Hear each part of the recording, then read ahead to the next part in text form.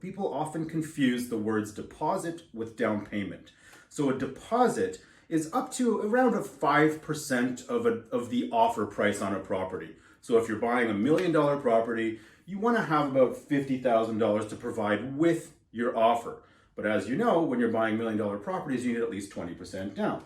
So the down payment comes on the day that you take the keys to your house. Your lawyer will ask you for that money on closing day, less the $50,000 deposit you've already provided. So the down payment is up here, and the deposit is something you've already given as part of your down payment, which is held in trust until the day you get your keys.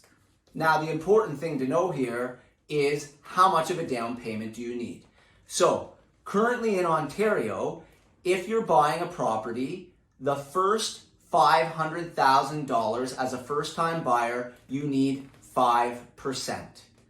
Everything from $500,000 to $1 under $1 million, you need 10%.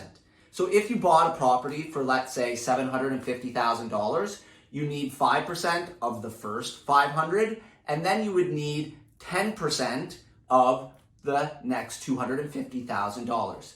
Now, if you hit that $1 million mark, whether you're a first-time buyer or not, you will need 20%.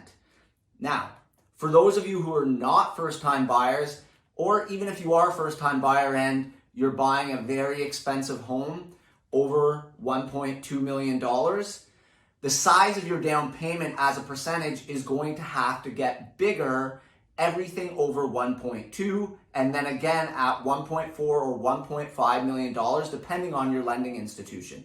And the percentages you need will vary, but as a rule of thumb, usually you will need 30% of everything over 1.2 to 1.5, and then everything over 1.5, you will need 40%. And it can be more depending on the lender. So you need to take that into account when thinking about the size of down payment you have to have.